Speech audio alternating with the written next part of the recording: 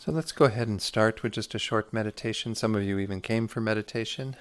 Give ourselves a chance to focus the mind a bit, to let go of some of the distractions we have in our minds. And then from that place of meditation, we'll set our intention for being here. Kind of get in touch with an ideal state of mind to approach today and these teachings. So just take a moment first to just check into your body, to check your physical posture. Although we don't meditate with the body, we need the body to be in a conducive position. So just find an uprightness to the body where the back is relatively straight, and the head upright. It's good if you can keep the eyelids slightly open, but if you need to close the eyes, that's fine as well. And if you have the eyelids open, then have just a downward gaze to the eyes, not focusing on anything in particular, but just simply having a soft focus. You might also check the neck and shoulder area, make sure that you're releasing any tension there, and anywhere else in the body where you tend to kind of get stressed or hold tension, just soften into those areas. And we're going to do a few minutes of focused meditation on the breath. As you know, the breath is a good object to work with because it's with us all the time. We don't have to fabricate anything. We simply pay attention to the inhalation and exhalation. And there's many ways to work with the breath. If you have a technique that you prefer, you can do that.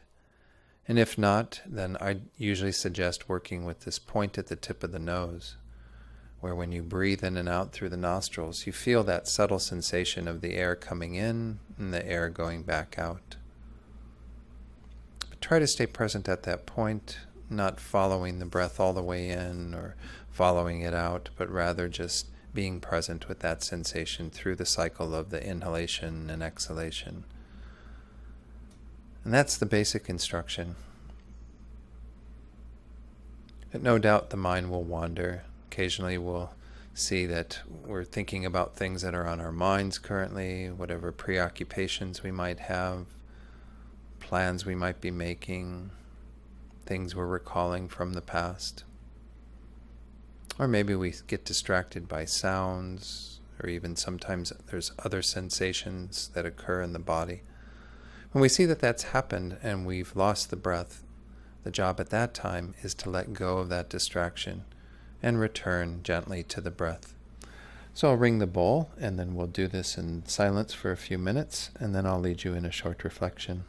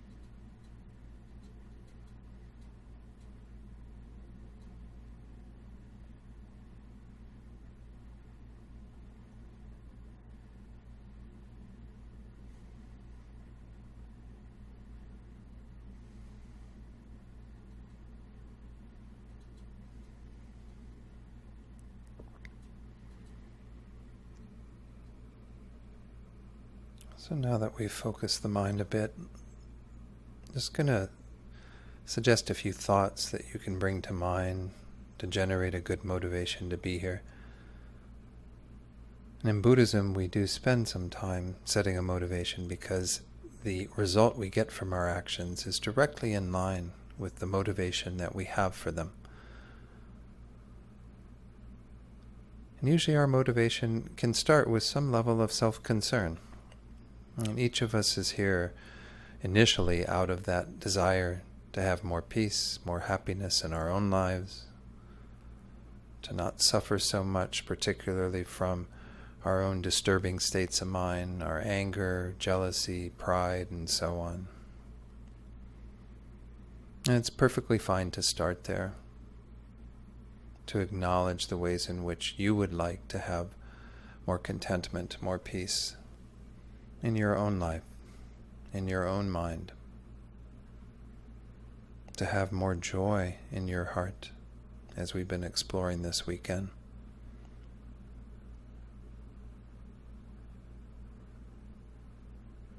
But it's also important then to acknowledge that we're not independent in this world. We're living in a world of interdependence, a world where we depend upon others greatly for our well-being and our happiness. And we can become the cause of their happiness and well-being. So while we do this work on ourselves and try to develop our own qualities and remove our negative tendencies, we do it also with the motivation of being able to benefit others through that work. Thinking, through what we do today, may this become the cause to be able to help others to find that peace and happiness in their own lives, to develop a deeper contentment, state of well-being. May they be able to be free from their suffering and achieve all happiness. We hold those kinds of thoughts that are directed towards others, so that the actions we engage in, while we will benefit most definitely immediately, we can make that strong intention that we will be able to benefit others through these actions, through listening to teachings, thinking about them, and so on.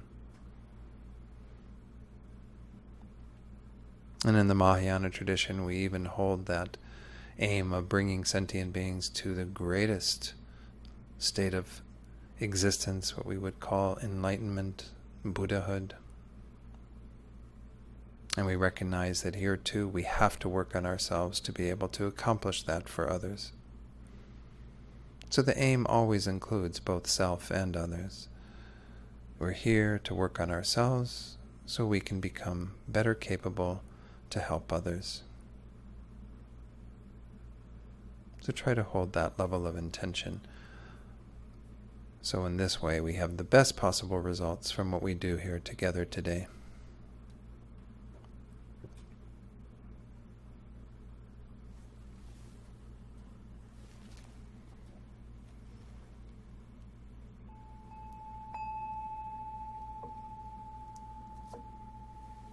Okay.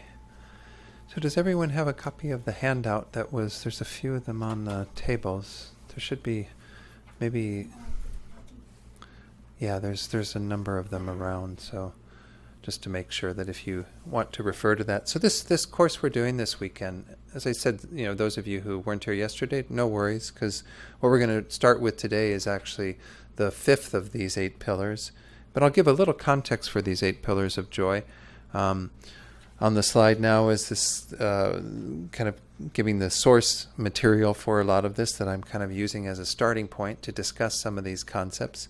So the source is this book that's called The Book of Joy. This is the cover that's on the dust jacket.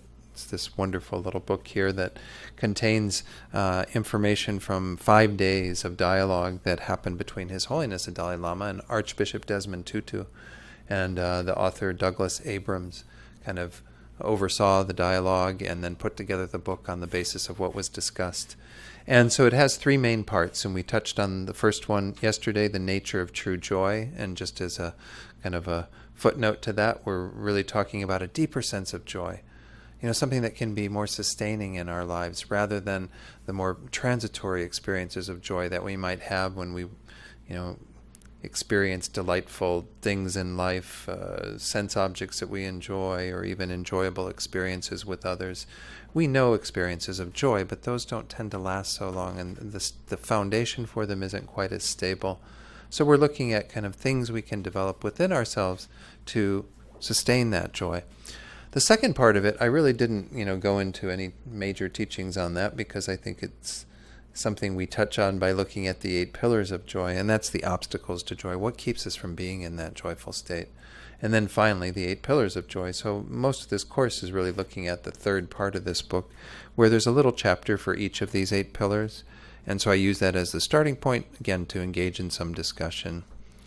So again, we'll go forward to the slide that talks about this level of joy that we're really aiming for. There's 3 kind of components, if you will, that were identified by a monk in the Tibetan Buddhist tradition, Matthew Ricard. Venerable Matthew has identified rejoicing as some level of joy. Rejoicing is a practice we do in Buddhism where we take delight in other people's happiness. I think there's even a verse in Master Shantideva, his text, the great text, A Guide to the Bodhisattva's Way of Life, where he says, there's such a shortage of things to be kind of happy about in our existence, things that bring us happiness. But if we take delight and joy in the happiness of others, we're never without something to bring us joy. So this is that level of kind of sharing in the joy of others. The second one, delight or enchantment, which is this level of contentment that is very stable with us, so that it kind of rides through the difficult times. We don't necessarily, require everything to be okay outside of ourselves to be content in the moment. And then spiritual radiance, which is the kind of main one we're aiming for in this weekend, to try to develop this serene joy that's born from deep well-being and benevolence. Because we have this connection to others, because our hearts are wide open, then we can be with others from that place of that radiant joy. So these are the things we're aiming for this weekend. Go forward a few slides. We can say certainly that joy is our essential nature. This isn't a problem in Buddhism. A lot of spiritual traditions might say that, at our deepest core, we're not joyful. We're maybe, dealing with more disturbing emotions. But the Buddha would say, yes, we do have disturbing emotions, but our essential nature is pure and is resonant with joy, with compassion, with love, with all these amazing qualities. So this is what we might call our Buddha nature, the fact that deep within us we have that as a wellspring to draw from, and that is really where we are most in line with our being. Some of the things we're going to look at today kind of speak to that, we do have an ability to be very deeply in touch with these things and know that there's some truth there, that we're kind of home when we feel those kinds of emotions. So nonetheless, even though this is our kind of inner essence, we do have the ability to experience joy that's kind of cultivated as a skill. And that's what we're doing this weekend. Again, yesterday we took a look at the first of these 4 pillars that are kind of the secret to cultivating such joy. Let me go forward. We'll stay there. The 8 pillars of joy, the first 4 we looked at yesterday, were identified as qualities of the mind. Again, these came up in the dialogue between the Archbishop and His Holiness the Dalai Lama. These 4 we examined yesterday are perspective, and if you have your little sheet, there's a few folks who came in. Make sure that maybe they get a copy of the sheet as well. There's a sheet that has, again, all of these indicated there. The very first one, perspective, this idea that we need to have a way of looking at life and looking at things that is more in line with reality and also more helpful and positive. And we tend to be very negative and pessimistic in a lot of our viewpoint. And so perspective is really important, to have a wider perspective, to not be so caught up in just a small view, to have a long-term perspective, to not be caught up just in the moment, but looking at things over time. And then also to kind of get out of our own little bubble and think that it's all about us. This is what the Buddha says is at the root of a lot of our problems, is that we tend to just be thinking, again, just about me. What do I need every day? When we begin to open our heart to the welfare of others, that allows for some of these heart qualities we're going to go into today. But we have to shift our perspective initially. We might even use the word here, reframing. So much of Buddhism is reframing. It's kind of saying, okay, I have this horrible thing that's happening to me, but how can I look at it differently? How can I see it through a different lens so that I have different choices? Because we do have choice. If we acknowledge that and kind of work with that, we tend to be under the control of the patterns we've gotten very used to. So we react in very habitual ways. But we can recognize that we do actually have a choice. We can choose. I mean, it sounds kind of outrageous, but we can choose not to get angry at the driver who's, doing things we don't like, or throwing water bottles at the car, or all these stories that you hear. I've used driving as an example almost all the time because it's one of the places where we tend to lose it. I have the feeling that part of it is because we have this huge chunk of metal that's surrounding us. So we feel like there's some buffer between ourselves and others. If we were right in the face of another person, we might not do some of the things we do behind the wheel of a car. But so if we have an ability to shift our perspective, then there's a whole lot of opportunity to do something different. The other three that were talked about kind of proceed from there. Humility, which is the idea that it's not, again, all about us and we need to be more concerned about others. Not put ourselves down, not self-denigration, again, but to really genuinely have that holding others to be superior in terms of us wanting to make sure that others' needs are met.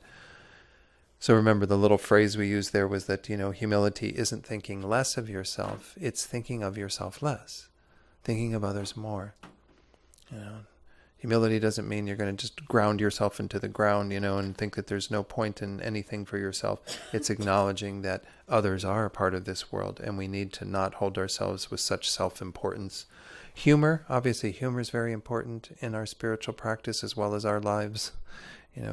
We need to be able to laugh at things and not laugh at things in a mean-spirited way, which is a lot of what goes on in our culture these days, is pretty mean-spirited humor that's meant to harm others through our words, but rather to find ways to acknowledge our shared humanity, that we're all in the same kind of boat, the same sort of predicament, just like the way we can laugh about these driving incidents and kind of recognize, that we're not unique in that. Others are also experiencing it. It helps us to kind of bring ourselves back to earth, back to the ground, and recognize that shared humanity. And then acceptance was the last one we touched on yesterday, which acceptance is not resignation, not sort of saying, okay, I'm just going to accept everything as it is because that's just the way it is. I can't do anything about it. There are some things we can't do anything about, but even in the space of things that we can't do anything about them, we can still change our minds.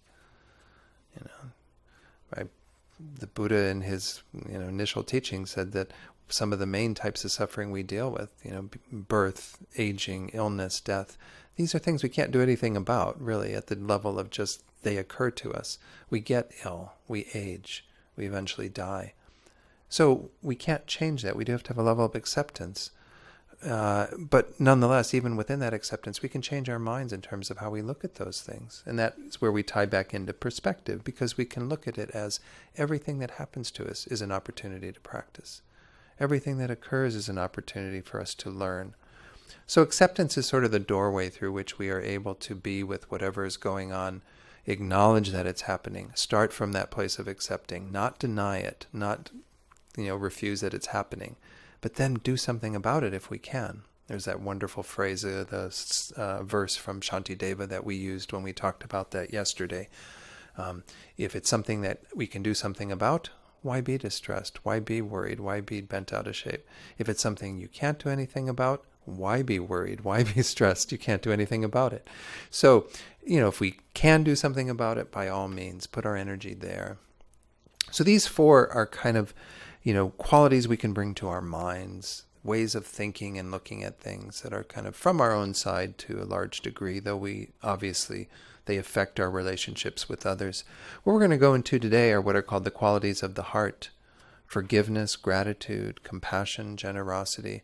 So we're going to start with forgiveness, and I'm just going to skip forward then, unless there's any questions. You've got the sheets in front of you, and I'm not going to go through the practice advice that's on there, but you can take a look at that. And those of you who weren't there, hopefully weren't here yesterday, that'll still give you enough to work on in terms of if you'd like to pursue those further. Certainly you can read the book by His Holiness and Archbishop Desmond Tutu, the Book of Joy. Almost there. There we go. Okay, forgiveness. So if there's no questions, let's go ahead and start with forgiveness. Forgiveness is a big topic. I think I mentioned yesterday that when I taught on this in Santa Fe, at our center in Santa Fe, that we spent 2 sessions on forgiveness simply because it's a huge topic. And I try to find like a little cartoon. This one is actually an editorial cartoon that was done after Nelson Mandela died in 2013. And it's just a quote from him. If you can't read it from where you're sitting, it says, "Forgiveness liberates the soul. That is why it is such a powerful weapon." So forgiveness is a very powerful tool in our own personal lives and in society at large. I'm going to start by sharing a few quotes from the beginning of the chapter on forgiveness, and we'll discuss each of these. It says, this is the Archbishop talking. He says, "I have seen remarkable instances of forgiveness carried out by people we would not have thought could possibly do it. In one instance, during the Truth and Reconciliation Commission, we had mothers of some young people who had been lured by those working with the apartheid system into a booby trap where they were killed." So some of the others in South Africa were recruited to do this, where they would lure people into it and they would kill these young men. And the story is essentially that one of the mothers said she switched on her television set and saw the body of her son being dragged, his dead body. And apart from her anguish at the death of her son, there was a deep, deep anger at his body being treated as if it were the carcass of an animal. So,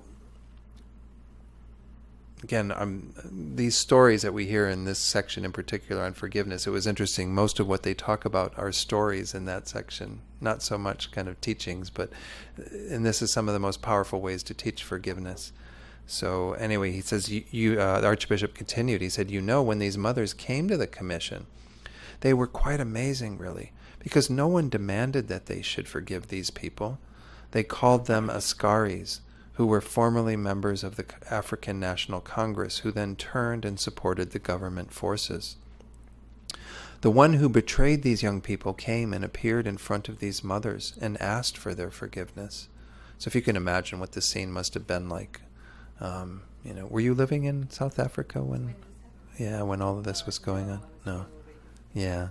I mean, it must have been pretty powerful in these Truth and Reconciliation hearings, and that where the people who were affected by the acts of these people were confronting the perpetrators and trying to come to some space of understanding. So they weren't there immediately. This Archbishop says, when the mother of the young man who had been dragged through the street, that saw her son being dragged through the street on television, when she saw the traitor, she took off her shoe and threw it at him. The Archbishop said, laughing and pretending to throw a shoe with his left hand. This shows once more he can even have humor in the space of telling this very serious story. And there is some humor in seeing that initial reaction that people can have to somebody who has committed that level of atrocity to them and to those that they love. So not an easy place to get to. Forgiveness, as we see, is not our immediate response unless we're very, very trained in cultivating that mind. So he continues, he says, we had to adjourn for a little while, but then during the break came a totally fantastic moment as they sat there. And their spokesperson said, and the Archbishop closed his eyes, remembering the unbelievable power of her words, "My child," she said, "my child," to this one who had been responsible for the death of their children. She said, "My child, we forgive you." And pretty powerful. Again, we're even just reading the words, you can see that this must have been an incredible space of forgiveness and reconciliation occurring. Again, didn't happen immediately. Wasn't, right up front. It was something that even required the perpetrator to say, please forgive me. I am seeking your forgiveness. I'm apologizing for what I did. And we'll talk about that, whether that dynamic is necessary for forgiveness. Some people do hold that that's so. I won't forgive unless the person asks me to forgive. But we'll get into that a bit today. So the Archbishop then says, when we asked her about the granting of amnesty, she said, what is it going to help us if he were to go to prison? It won't bring back our children.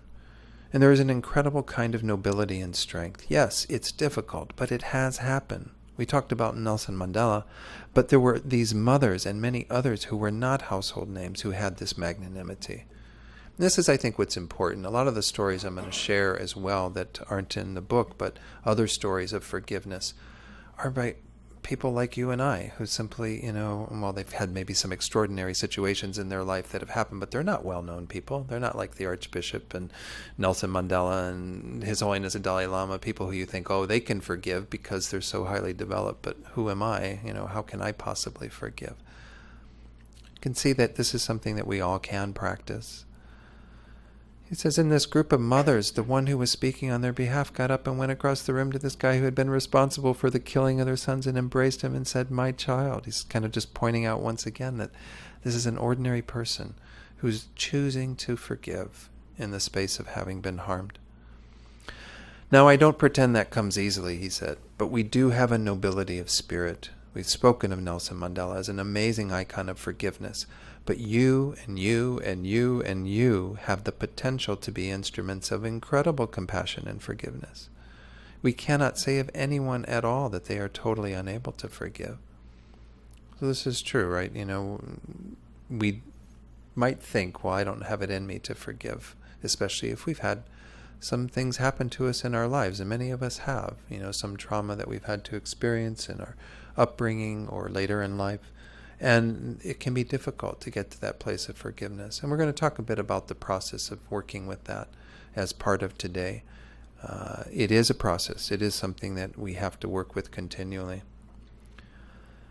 And then the Archbishop says, continuing, I think that all of us have the latent potential, as His Holiness is pointing out, to be sorry for those others who are disfiguring humanity in this way. Indeed, no one is incapable of forgiving, and no one is unforgivable. And this also is up for debate. I'm sure there are people that say, well, there are things in life that are unforgivable. There are people in this world that are unforgivable in terms of the actions that they've done.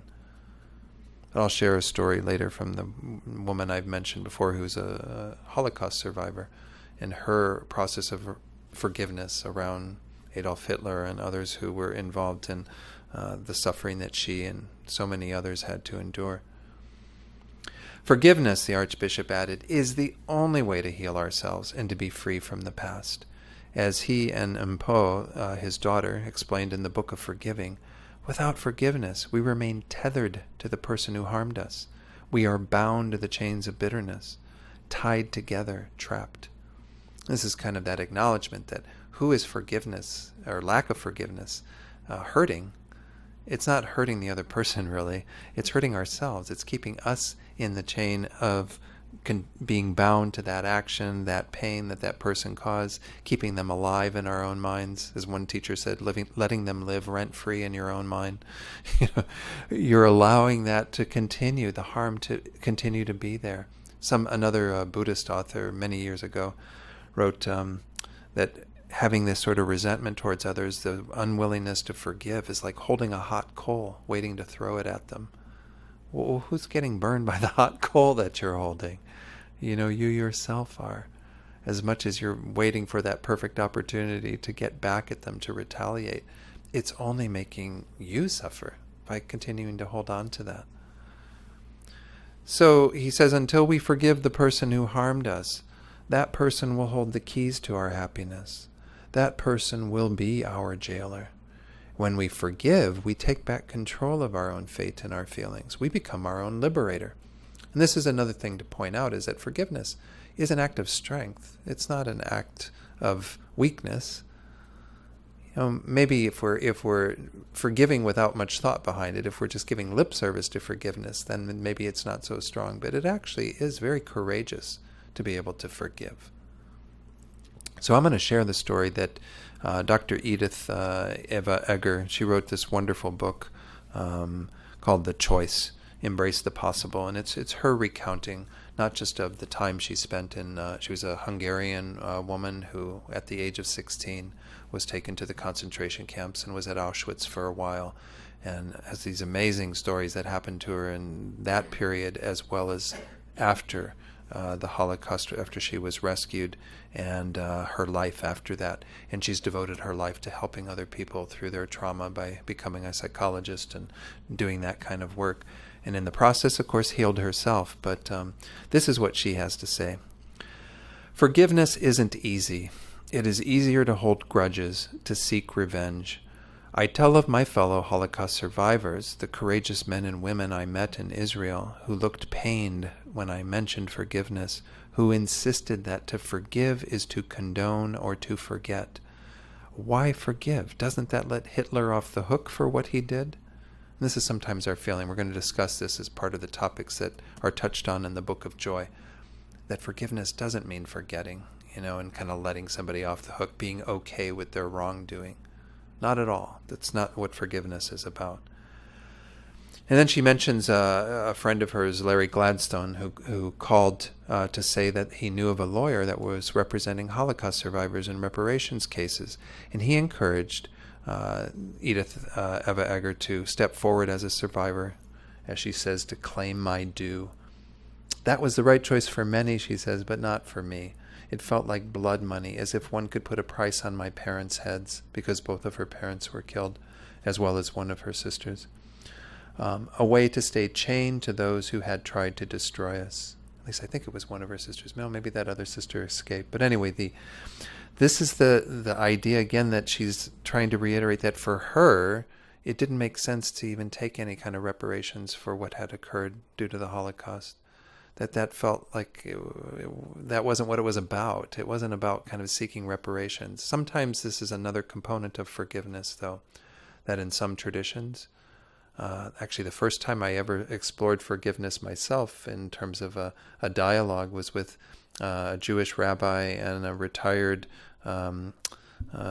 Episcopalian minister and a unity minister and myself. We were all on a panel discussion in Santa Fe.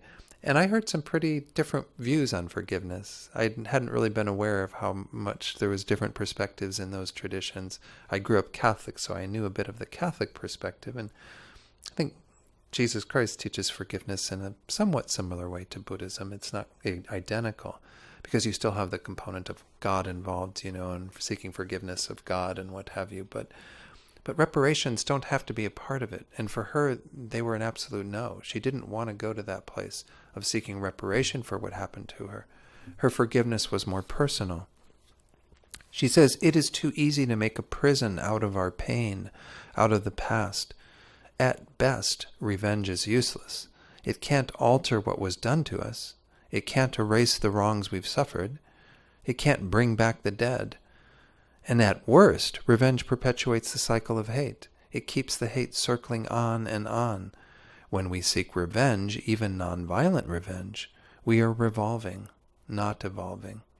So this was her perspective. Again, I can't say that it speaks for everybody and their own practice of forgiveness, but she recognized that there's no usefulness in continuing to have a mind of revenge, holding on to that hot coal, waiting for that perfect opportunity. And maybe the hot coal isn't, something really violent to do. As she says, even non-violent revenge is still revenge. It's still continuing to perpetuate a cycle of hatred.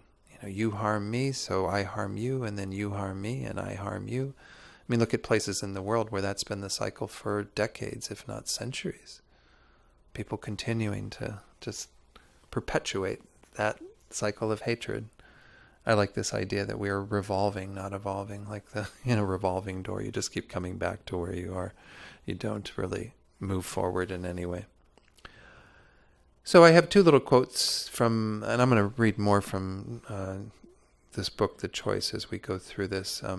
Sometimes even in other sections on gratitude, I want to share a passage from there that's really powerful that I didn't share the other night when I talked about gratitude. But there's two quotes that I found really interesting that I've used in the past when I've taught on forgiveness. And one comes from Jack Kornfield. Many of you know him. He was involved in founding Spirit Rock, just north of San Francisco. And he says, "Forgiveness means giving up all hope of a better past." I like this idea. It's kind of cute because we can see that this is actually what's behind a lot of it. We have to be able to let go of the fact that the past happened. that things are there. We can't make it into a better past. We can't make it into something that it wasn't. So once more, we can see, going back to acceptance, which was the last one we talked about yesterday, forgiveness starts with a place of accepting that this is what happened, that this did occur to me, that somebody did harm me.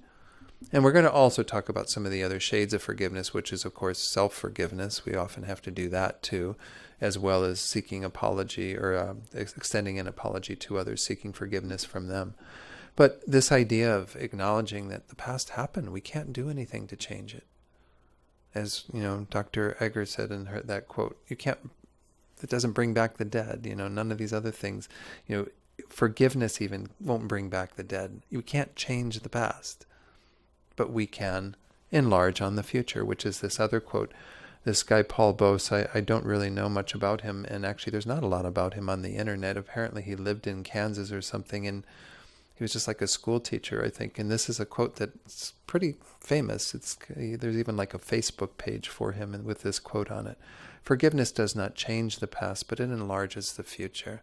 And this is the real benefit of forgiveness, is that if we actually want to be able to grow and move forward and not hold on to this prison of the pain and the resentment that we experience from that, if we want to actually move forward, we have to forgive.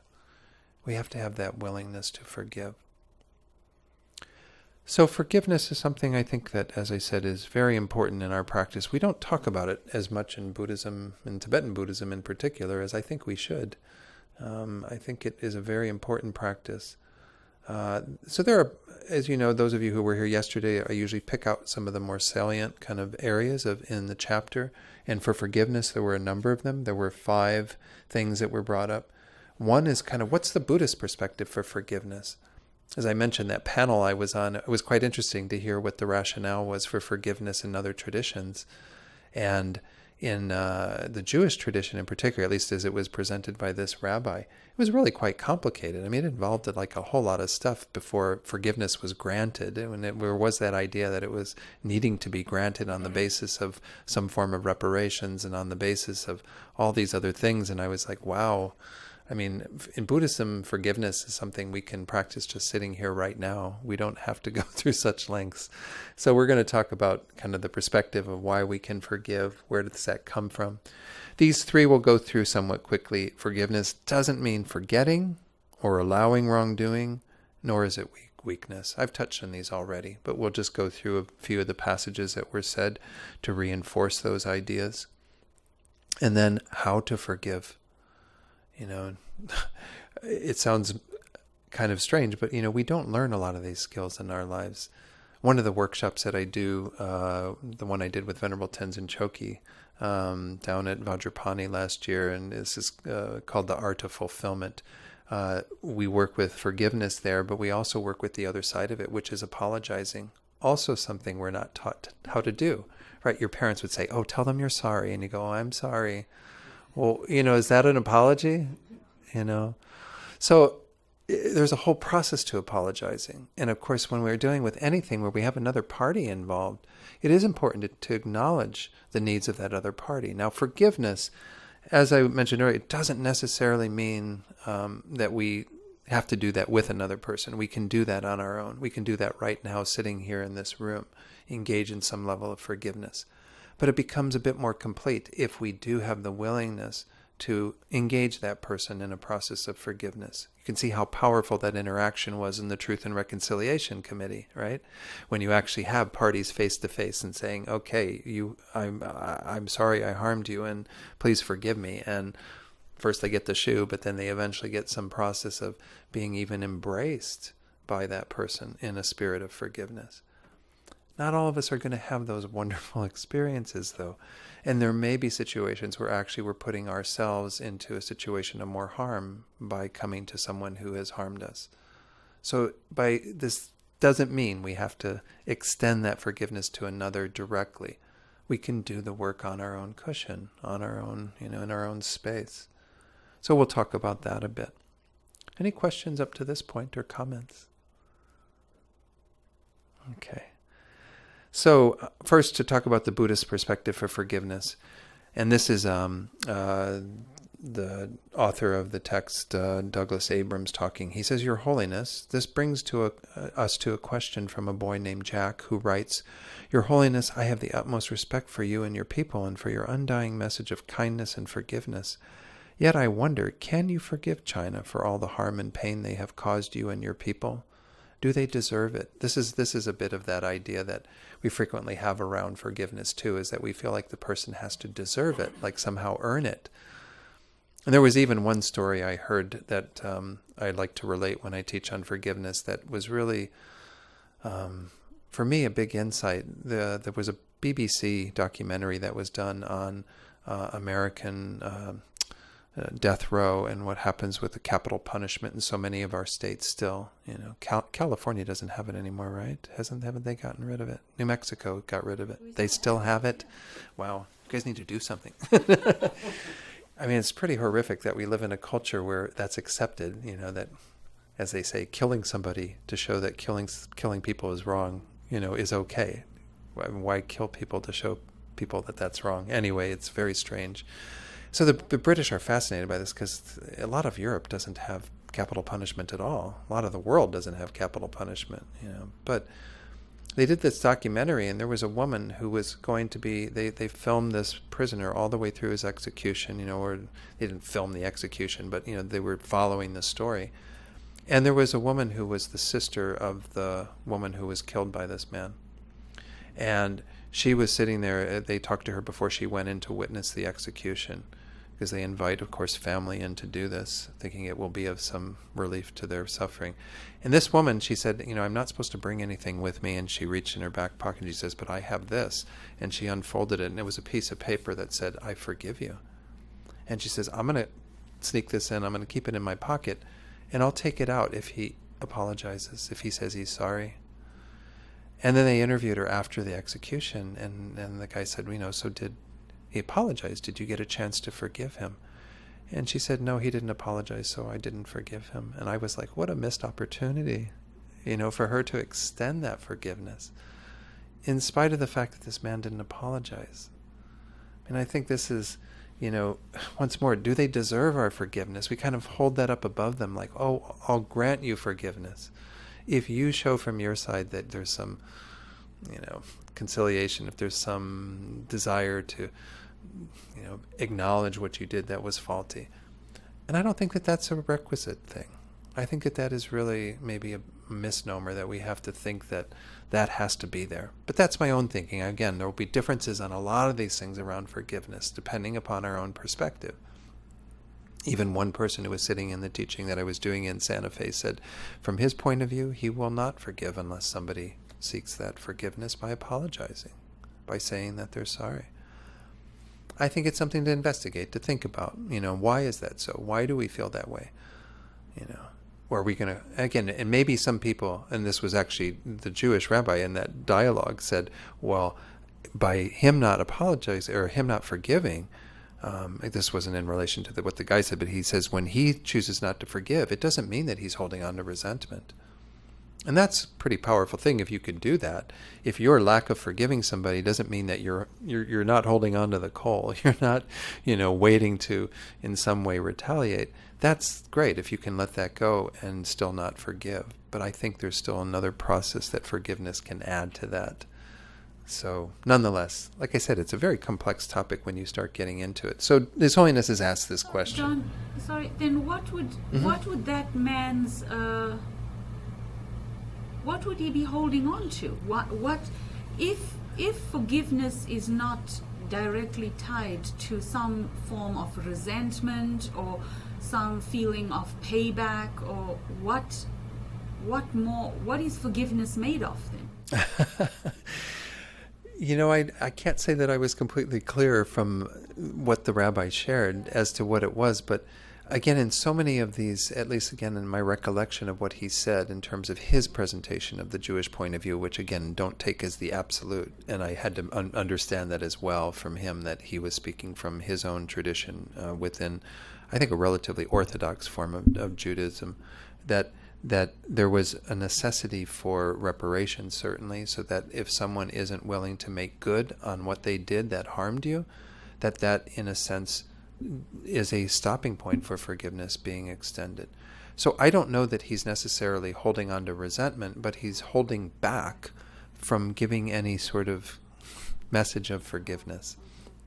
Because it's like you're sort of, okay, you've done this and you've harmed me and you haven't made good on it. So I'm just going to withhold any sort of forgiveness. Nonetheless, not having an animosity towards the person, not necessarily getting back to that person. And that, I think, would be the strength of his own practice of principles in Judaism that keep him from harming others, that don't want him to engage in that harming. So it's a noble aspect of it. But I think there's something missing if you don't extend that forgiveness. It is kind of confusing because when I was 5 years old, somebody killed my father, right? And I don't think about him. I don't think of the person that killed my father.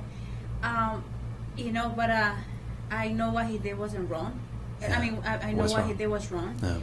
But I don't have any hate, I mean, when I think about my Father's Day and not having my father, my girls don't get to have a grandfather, and I'm like, what he did is wrong, but I don't have any, I never even think about it, did I forget him, I just like, it's wrong what he did, and but I'm not thinking of him, it was just very weird, Yeah. So I think it's possible to have that. Again, it might not go to that level of forgiving, but you can be free of some of that animosity. So I don't think that those two have to be equated. And even when I use that analogy of it's like holding on to the coal, I mean, that's in some situations. Some people are willing to kind of just say, oh, well, I'm not going to engage in forgiveness. But no big deal. I mean, that's their stuff in a sense. It's a bit of that, if this man who killed your father, unfortunately, if he has to deal with the consequences of his own actions and so on. And my forgiveness isn't really necessary in that regard, or may not even be called for. But if we're feeling real pain in our heart of what somebody did to us, I think forgiveness has a huge releasing function. It just helps us to let go of some of that, rather than carry around that hurt, that pain. So I guess it's a complex thing, Yeah. forgiveness. That it's made up of many things, not just hate or revenge but Right. reparations or deserving, are they worthy of it? I guess it's a complex mixture of things. It's important to spend some time sort of sorting it all out. And maybe, again, most of us, I would hope, don't have huge things happening in our lives, though some of us do, where we do have that, being deeply impacted by others' actions. But even in our day-to-day life, I think it's worthwhile exploring just the normal things that happen. How do we extend forgiveness to the driver who did this or whatever? We may not see them again. We don't have the opportunity to sit down with them and do that. But maybe we're still holding on to some stuff. It is so true, because I have, as growing up, my mother was a single mom, and we grew up very poor in Mexico, and growing up, I was molested, and I didn't know that I was not right, and my mother never spoke to me, because she was busy trying to give us a better life, right? And I was very mad at this person, and finally I said, you know what, this person is having a lot of power on me, and the more I spoke about it, and it felt much better, and I said, you know what, I'm letting you go. You're not going to have that on me anymore. And to me is that I share that experience, and I share it with my daughters. I say, hey, this is, a person, nobody's supposed to touch your body, and this and that. And that is my way to not let it happen to my daughters, and have that communication, and also open up to other persons that maybe they went through the same situation that they went through, and the more I open up, it's working for me. And also the fact that I made that decision that person is not going to hold that on me. Right. Yes. Very So good. I had two experiences, Right, and Thank you for sharing that. What's your name, by the way? Griselda. Griselda. Thank you so much. I appreciate, your candor, sharing all of that from your own experience. Yeah, I think it is important. And one of the things that happened certainly when, like, what a big thing in the Truth and Reconciliation committees was to bring that out into the open, and so much of what we have, we're silent about, the injuries, the harms, the wounds that we've experienced. And when we are able to bring it out into the open, it does create a space of healing and knowledge and awareness for others to recognize that this is not how we want to function as a society. This is not good for people to be accepting of these sorts of things. So I think forgiveness can have huge ripple effects in our culture as well. I mean, it's been interesting, the whole Me Too campaign that, where people have been very vocal about the ways that abuse has occurred in so many different dimensions of society.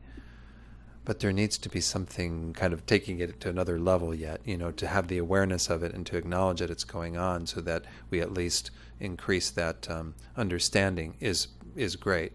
But we need to go to another level to reconciliation and kind of some other level, because right now it's a bit of the vilification of one side and all that. And I'm not saying what they did is right or in any way, but it's not getting to a place yet where it feels good. It feels like it's still pretty raw, and I think things have to kind of find a place of healing. And hopefully that will happen over time, So His Holiness, of course, he's had years to work with the Chinese situation. We're coming up on 60 years since His Holiness left Tibet in 1959. And they did major atrocities, and they continue to do things that are affecting the Tibetan people there. So the Dalai Lama's hands were pressed together as if in prayer as he began. And he says, the other day I mentioned the 10th of March 2008. This is what's called Tibetan Liberation Day. It's the day that there was a huge, or Tibetan Uprising Day. There was a huge uprising in 1959 on that day. His Holiness left shortly after. Every year on that day, they commemorate that by usually having protests and marches and things. And he said, in 2008 there was a lot of Tibetan protests. So he says, when these spontaneous protests began in Tibet, I deliberately tried to keep compassion and a sense of concern for the Chinese hardliners.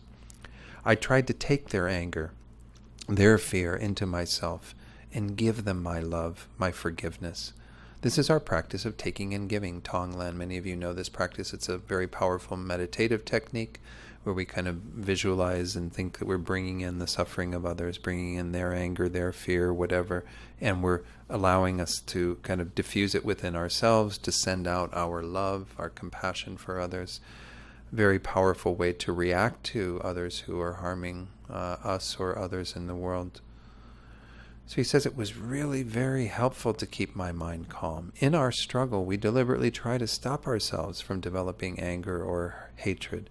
Of course the Chinese are wonderful people, but even for the hardliners, the officials, we deliberately tried to keep a sense of compassion, a sense of concern for their well-being. The Dalai Lama then spoke in Tibetan, and his translator said, generally when we speak of cultivating compassion for someone, we are cultivating compassion for someone who is actually undergoing acute suffering and pain.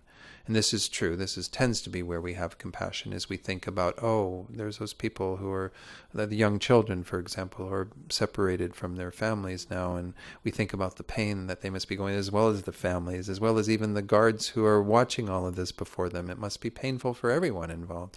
And we can kind of think about that and be compassionate. He says, but, and this is the Buddhist perspective, you can also develop compassion for someone who may not be experiencing acute pain or suffering right now, but who is creating the conditions for their own future suffering. And of course, this revolves around the concept of karma. And karma is a very difficult concept for us to fully understand and accept, but it's essentially a law of cause and effect, that whenever we do something with some level of intention, an intentional action, when we have something we think, we say, we do physically, we are creating a sort of energy pattern of karmic seed that we plant on our own minds that ripens into experiences that are exactly in line with that, not linearly, but they are in the same nature as that. So if we create very helpful, beneficial thoughts and actions, then we have beneficial results.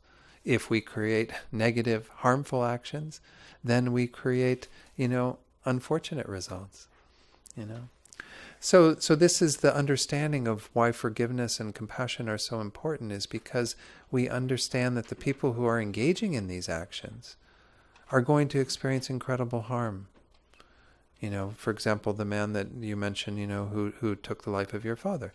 We would say this is a horrific act of killing that he will have to experience unbelievable suffering from. Again, it doesn't let them off the hook by having compassion for him. It understands their situation even more deeply, that through the force of those actions, they themselves are going to suffer unbelievably.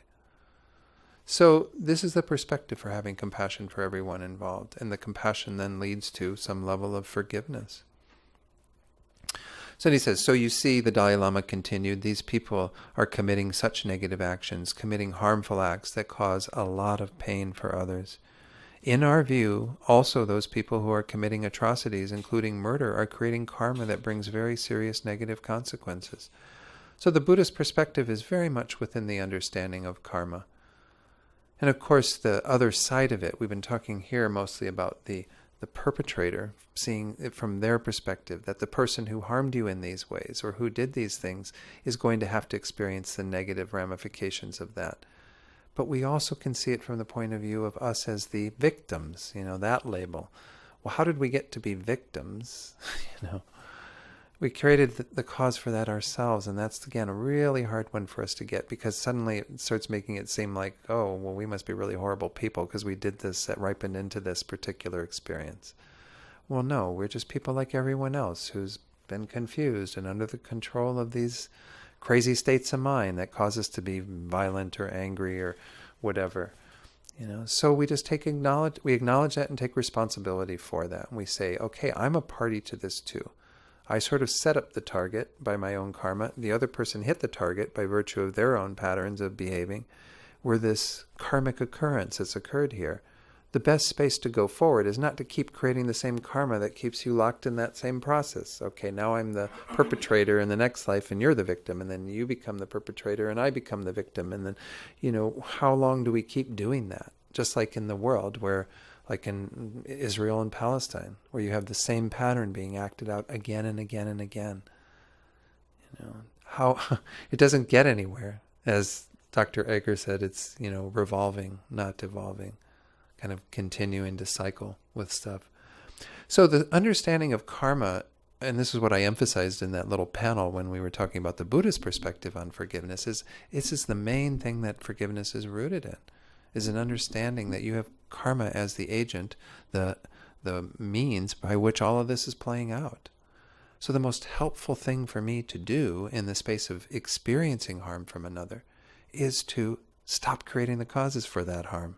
Stop creating the karma for that harm.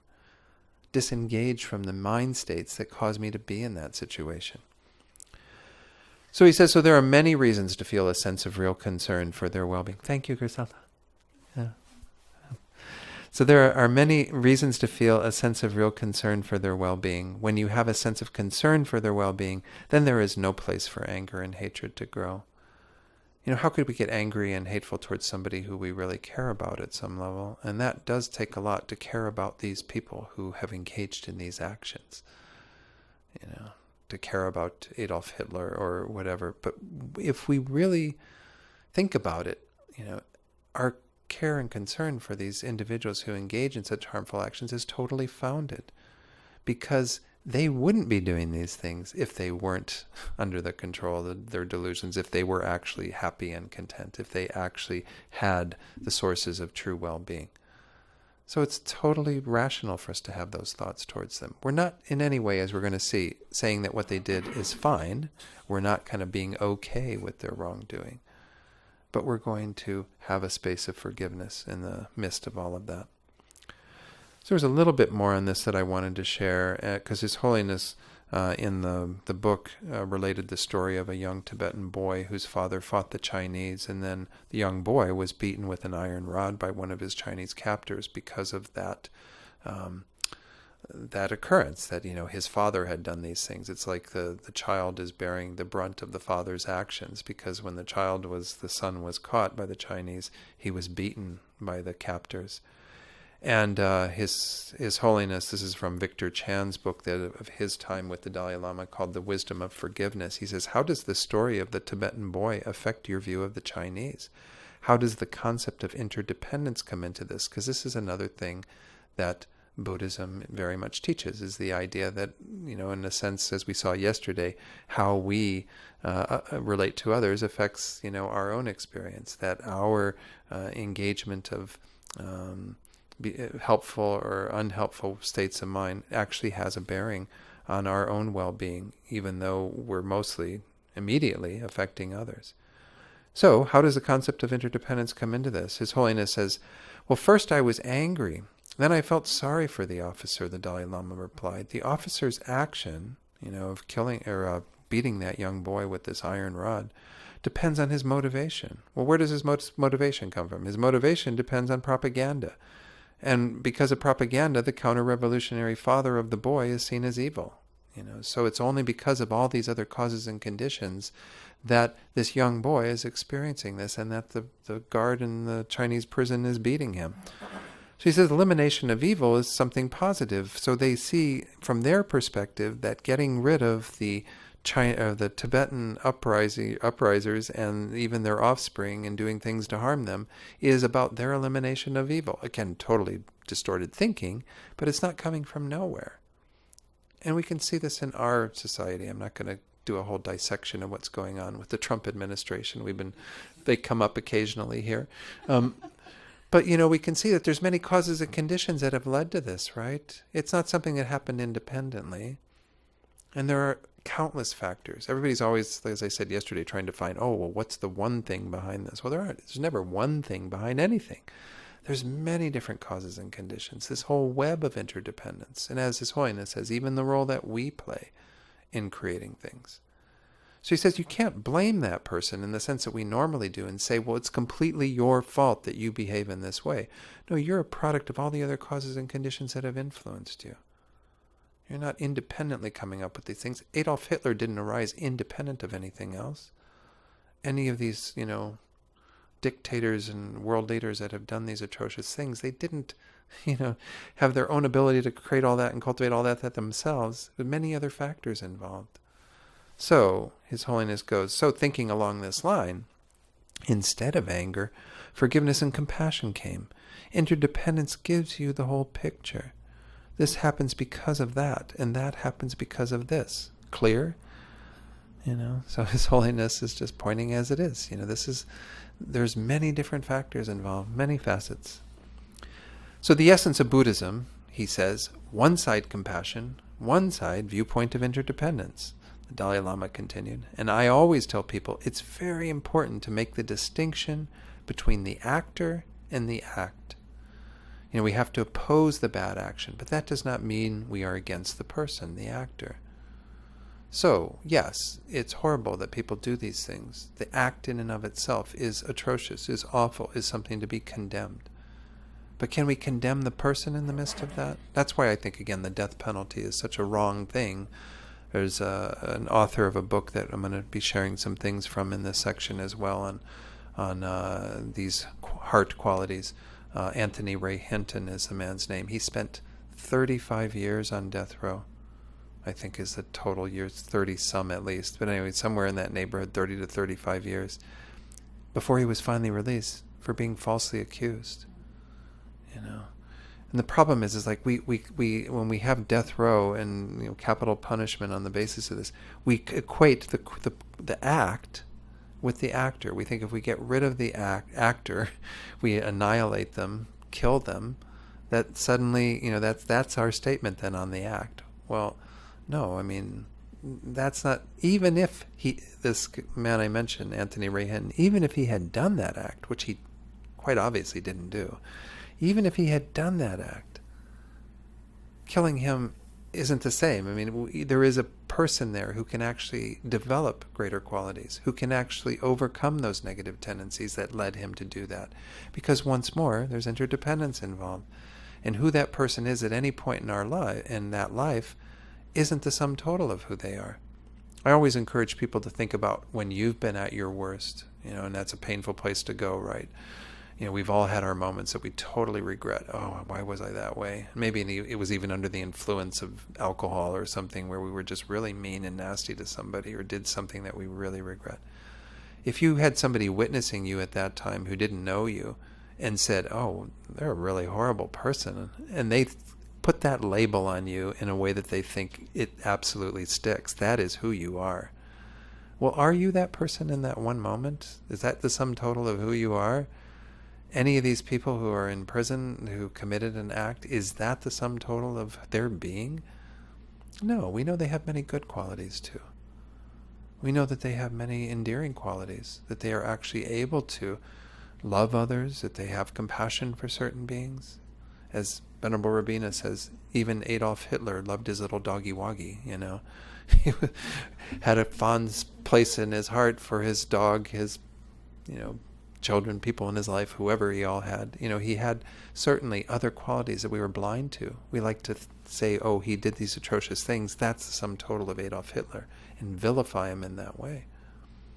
So there's lots of concepts in Buddhism that we see some space for us to be able to forgive, because that's not concrete what that person is. There's the karmic understanding, as well as all the other causes and conditions that lead that person in the moment to do what they do.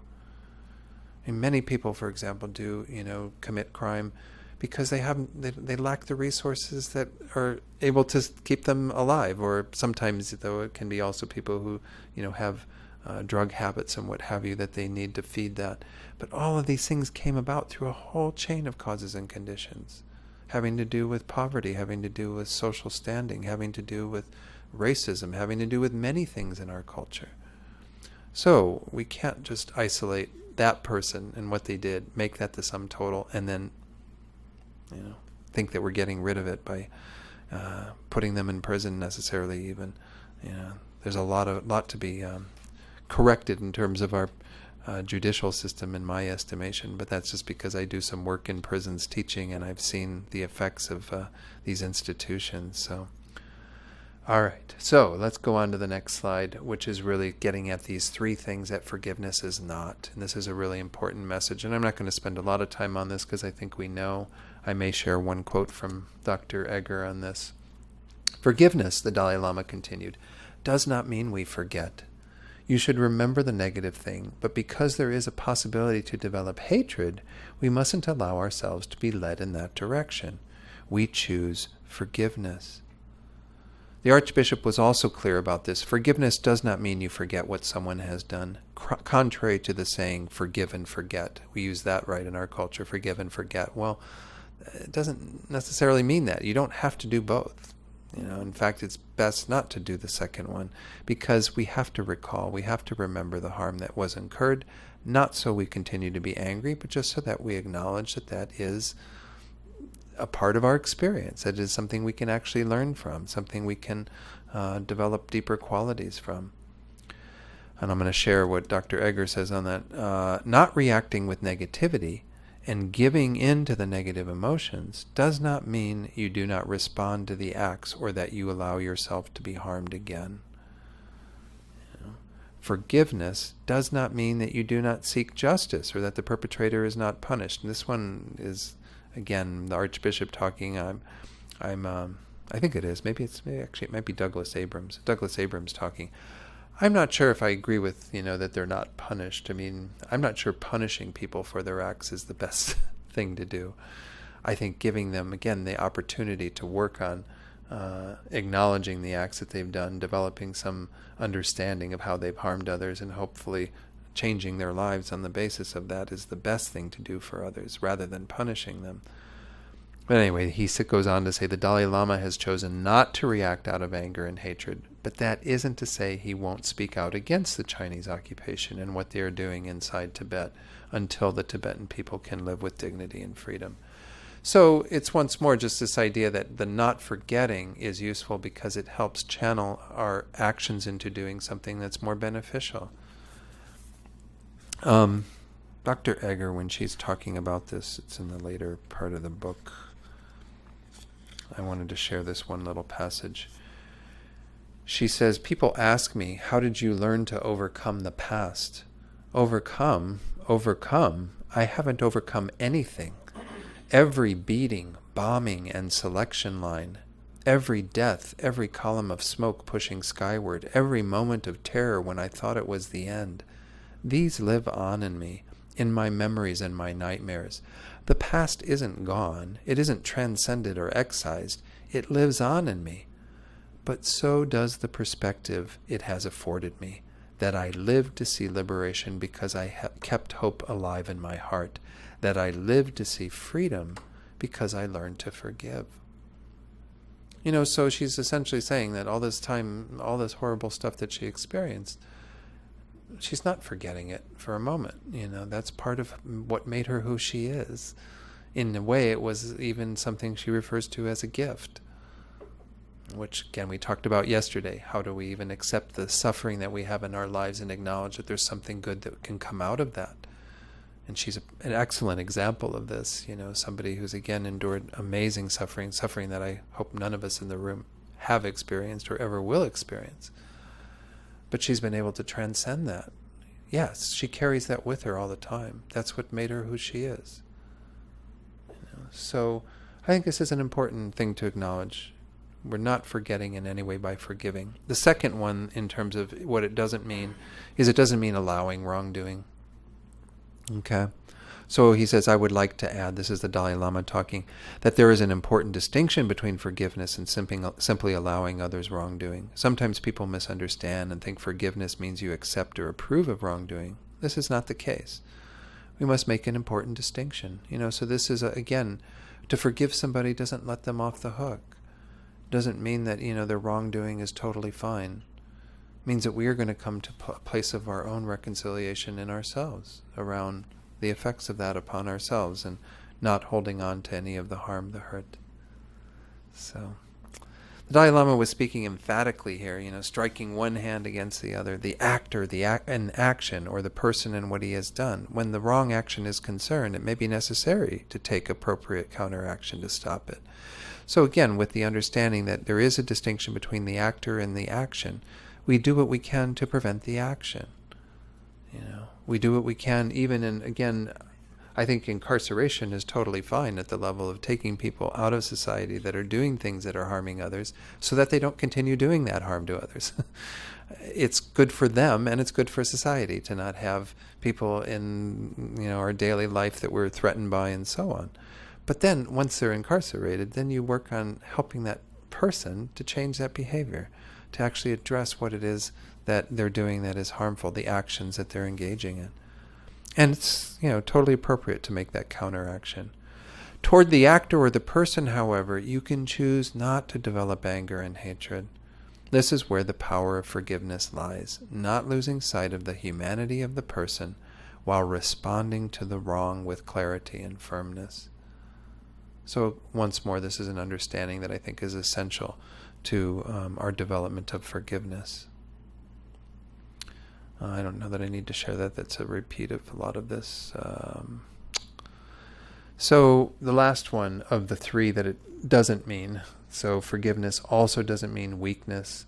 And so this is the Douglas Abrams. He says, so what do you say to people who say that forgiveness seems like weakness and revenge actually seems like strength? We have this at the global or the national scene now, right? That we're going to be strong. We're going to be kind of fighting all these ideas, and it's frequently totally, opposed to forgiveness, opposed to any sort of reconciliation with others. So the Dalai Lama, says there are certain people who act out of the animal mind. When someone hits them, they want to hit back, retaliate. And he, made a fist and pretended to hit himself. With our human brain, we can think, though, if I hit back, what use will it be in the short term or in the long term? Sometimes we feel like, in the short term, well, put them in their place, If we throw something back at the driver who, threw something at us, that somehow that's going to be, that we got them back. We were the agent of kind of we didn't one-up them. We kind of met them where they were at. But frequently in the short term, it only does more harm. I remember talking about road rage and these kinds of driving incidents. I remember when I was living in San Francisco and I heard of what, in my recollection, was the first road rage incident that was really horrific that, I recall. And it was actually down the peninsula somewhere in San Mateo or something. And there was two men that were both trying to get into the same parking spot at a 7-Eleven. And the one got really angry at the other because he thought he was there first, and the other one, of course, thought he was there first. And the guy ended up pulling a gun out of his glove compartment and shot the other guy. It's like, okay, was that so profitable to try to fight someone over a parking spot and assert one's own, it was mine. No, it was mine. No, it was mine. Bang, you're dead, And we see this still happening, It was a really horrible road rage incident. Didn't even get to use the parking spot because he probably ended up in jail. Exactly. The whole trip to 7-Eleven was just a trip to jail. It was like pretty outrageous when you think about it. There was a really bad incident in Albuquerque about 2 years ago where some guy cut somebody off and they were on the road and he's like, on the freeway having this like gun chase thing. And the guy shot at the car and unfortunately killed a little 4-year-old girl, who was a passenger in the car. The father made the decision to do this action that resulted in the death of his child. I mean, imagine living with that. It would be pretty horrible. So we see that, with our human brain, he says, we can think, if I hit back, what use will it be in the short? Maybe the better question is, it could be dangerous in the short term. We don't know how somebody's going to react to our one kind of meeting them with more anger. Better for us to detach from that, to say, oh, I'm so sorry, just back off. Yeah. There's a verse in the same text that verse 2 was from yesterday that we looked at about when in the company of others I shall always consider myself the lowest among all, and so on. There's a verse from that same text, the 8 verses of training the mind. It's verse number 6, I think it is. No, 5, where it says, when out of envy, if others mistreat me with abuse and insults and the like, I will accept defeat and offer the victory to others. I mean, what's so big about offering, like that example of okay, the parking spot's yours, no problem. I'll go find another parking spot. But there's the ego involved and we think, oh, but I was there first, and all this kind of stuff that we project on it.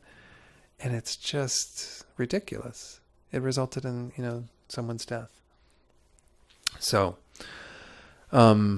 we can also realize that obviously nobody was born to be cruel, to harm us, but because of certain circumstances, as we talked about earlier, all those causes and conditions, now he or she dislikes me, so hits me. Perhaps my behavior or attitude or even my facial expression contributed to this person becoming my enemy. So I was involved. Who's to blame? I don't know what your situation where the woman got upset at you when you were, Who the small? Oh no, that was Judy. Judy. That was Judy's. Yeah, that's right. It was Judy's one where you were just kind of driving the speed limit and in the slow lane, and somebody's really, I don't know. Don't take it personally. Just again, acknowledge that there was some karma there. There was something happening that kind of attracts that in at that time, something that needed to be resolved. And it's good that you didn't, do anything to retaliate. Just said, oh, well, that's an interesting little occurrence. Maybe send them some loving kindness, some forgiveness. Yeah, I didn't get that far. Well, you can still do it. That's the nice thing about forgiveness is you can still do it. You don't have to have them right in front of you to do it with their second water bottle ready to throw it at you. So sitting and thinking of the different causes and conditions, then you see that if we are really angry, we must be angry toward the causes and conditions. Ultimately, their anger, their ignorance, their short-sightedness, their narrow-mindedness. So that brings a sense of concern, and we can feel sorry for these people.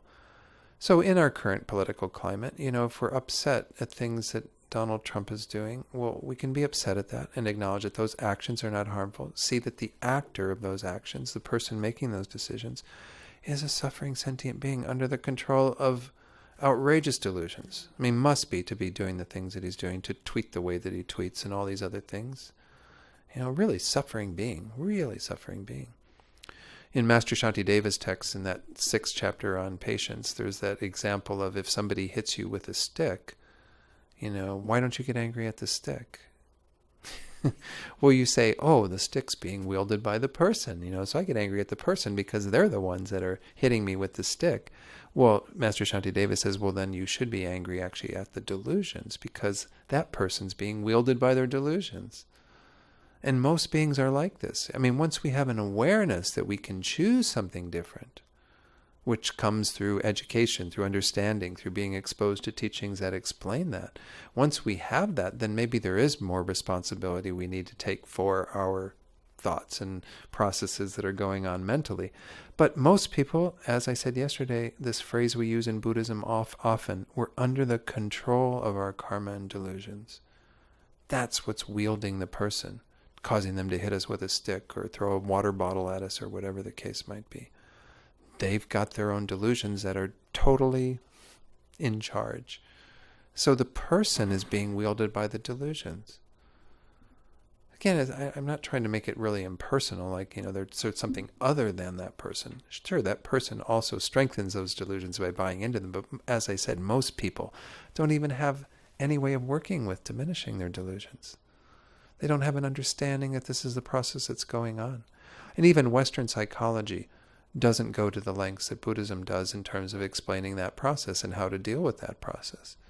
And I'm not saying, Buddhism then is, absolute, everybody has to practice Buddhism to, do anything. I don't think we want to go there. I mean, we can acknowledge that many spiritual traditions still can give some tools to work with. But the Buddhist perspective is to understand that this is what's going on. We are under the control of these states of mind, that until we have the strength to address them, the courage to actually diffuse them, deconstruct them, are going to be what tends to move us in that direction. Even when we get good at practicing it for a while, when we lose it, we know that it's like they're taking over. That's the force that we feel. Were you going to say something, Casey? No. Okay. Anyone else? Anything on this idea? Anyway, so I don't know that I need to go through this. Forgiveness is a sign of strength, isn't it? The Dalai Lama said, turning to the Archbishop, and he says, absolutely yes. I was just going to say that those who say forgiving is a sign of weakness haven't tried it. It actually is a very courageous place to be. I think we know these kinds of things. So in the book of Forgiving, the Archbishop and Mpo outline two cycles, the cycle of revenge and the cycle of forgiveness. When a hurt or harm happens, we can choose to hurt back or to heal. So again, this is just understanding that we do have a tendency, based on our own conditioning, to frequently seek revenge the minute that something happens. But we have to be wise enough to look at that and overcome that cycle, that tendency to seek revenge, and to actually replace it with forgiveness. Again, this isn't going to happen with small slights, with ways that we are harmed, very casually. But if we have larger things in our life, we need to understand that that cycle will be operative. If we choose to retaliate or pay back, the cycle of revenge and harm continues endlessly. But if we choose to forgive, we break the cycle and we can heal, renewing or releasing the relationship. And this is an important thing that's emphasized in this process of forgiving that I'm going to go through now. This is the last topic we're going to look at on this. There's other kind of methodologies for forgiving, and there's even one in the Buddhist tradition by Jack Kornfield, who I mentioned earlier. If you go out there and just put Jack Kornfield forgiveness meditation, I've taught on it before. It's really a very powerful technique where you start with forgiving yourself, and then you work with the idea of apologizing to others, seeking forgiveness from them. And those two you can do certainly on your own. You don't need to go to the other person and actually apologize. Forgiving yourself is a good process to start with, then extending forgiveness or seeking forgiveness of another. And then the last one is extending forgiveness to others. And that too still can be done on one's own cushion. So if we've had some harm in our life previously that we still haven't fully forgiven that person for, it doesn't mean we have to go to that person and engage in any kind of dialogue with them. If you have the opportunity to do that, and you think it's going to be useful and accepted, not that it has to be, but if you think that that's a good opportunity, then by all means it's a good thing to do. But it's not that every single situation calls for us to interact at that level. And that's part of this number 4 here. But anyway, those are the 3 steps Jack Kornfield goes into. This is the fourfold path of forgiveness that Archbishop Desmond Tutu and Mpo, his daughter, go through. The first they describe as telling your story, which is kind of, acknowledging. It's a bit of that accepting, in a sense, that this happened. It has to be kind of communicated in a sense. And sometimes we do this in a safe space with just another who's a third party that's not the person that we were harmed by or anything. It's just to get it out there. It's a bit of what I think, these folks like Dr. Egger and Anthony Ray Hinton are doing by writing these memoirs that kind of speak to the harm that they experienced, the false imprisonment or the what happened in the concentration camps. Telling your story is an important part of bringing that out into the open. This is a bit of what Griselda was saying in terms of, letting her daughters know that this was a story that occurred, that things happened to her that are not okay. Naming the hurt, which is really taking responsibility for our own personal experience of that. What it is that we feel that we can acknowledge we still have some of that. As Dr. Egger was pointing out, she hasn't forgotten all of that. Like the selection lines that she mentioned, that I mentioned yesterday, where you never knew what line you were getting into. They would go, oh, you go over there, you go over there. And one line was going to the gas chambers, one line was going back into the fields to work. You don't know. I mean, the horror of that, of never knowing until finally they say, oh, this line's going over there, that line's going over there. That's a pretty, powerful hurt, powerful pain that someone can carry around. And we have to name that. We have to give voice to that. The third is granting the forgiveness, which once more can be a process we do on our own. This doesn't have to be something we do with the other person. It can be useful if that's the case, but not always the best thing to do, especially if the person isn't ready to acknowledge that. It could be very difficult for us because perhaps, again, our expectations get in the way. Hopefully we can grant forgiveness without any expectations. We can say, this is something I'm doing from my side because I need to release this. And whether you accept that forgiveness or whether you still feel that what you did was right, whatever the case might be, you never apologize, whatever. If you can do that, then I think that's powerful, but not everybody has that capacity. And then finally, the fourth one is renewing or releasing the relationship. So if you do a personal process with that individual and go through the process of forgiving them, then you have a decision about renewing the relationship and saying, I hope that this has cleared things up and that we can have our friendship again. Or you release it. You say, I'm happy to have done that, but I don't really want to take the chance again. I don't want to put you in the situation where you might do things that harm me again. So this is a total choice that we have. Forgiveness doesn't mean that we have to go back into a relationship with the person who harmed us. Sometimes the people who harmed us aren't around anymore anyway. Some people have been harmed by their parents and need to forgive them after they've passed. Maybe while they were alive it was too difficult. But it still can be done. That's the important thing. If you want to know more about the process, I would encourage you to take a look at their book, The Book of Forgiving, but you can find stuff out online too. You don't always have to go buying the books. Just put in The Fourfold Path of Forgiveness with, Desmond Tutu, and there's information out there. So I do have some practice suggestions that are on your sheet as well. We're wrapping up forgiveness now. Reflect on the nature of forgiveness, examining how much your own experience is in line with what the Archbishop and His Holiness say. I think this is an important thing, is that we don't always have the same understanding of forgiveness. And I'm honoring that. I don't think that you all have to sign up for what I presented here today. If you feel that it requires the other person to, come forward to us to seek forgiveness before we extend it, then that's your choice. Or if you feel that there are some things that are unforgivable, that's your choice. But what I'm presenting is a Buddhist perspective, the understanding that we're all under the control of these delusions, that karma is playing a role in this, that interdependence, what have you. And having that understanding from my perspective, I can say everything is forgivable. Every person, deserves forgiveness at some level, whether they seek it or not. And then work with the fourfold path of forgiveness, these 4 steps as best as you can. Again, those 4 steps of telling your story, naming the hurt, granting forgiveness, renewing or releasing the relationship. His daughter looks like a pretty amazing person. I don't know. Have you ever met Archbishop Desmond Tutu? Yeah. I was in rallies with him, on marches and stuff. Yeah. Good. So now we go to gratitude. We're just going to, maybe we take just stand up if you want to. We've all been sitting for a while. It's about 11:35, 11:36, but we'll take a break around noon. But sometimes it's helpful just to get the circulation going to stand up. So for gratitude, I found a cute little Winnie the Pooh cartoon. I grew up with Winnie the Pooh. I loved Winnie the Pooh when I was a kid. And this, you can't probably read it from there again because of the way that it's scrawled on there, but it says, Piglet noticed that even though he had a very small heart, it could hold a rather large amount of gratitude. So I liked Piglet too. So every day, think as you wake up, I am fortunate to be alive. I have a precious human life. I am not going to waste it. The Dalai Lama has often said. The topic was gratitude, and it was fascinating to see how often the Archbishop and the Dalai Lama stopped to express their gratitude for each other, for all who were making their time together possible, and for each and everything that they were witnessing.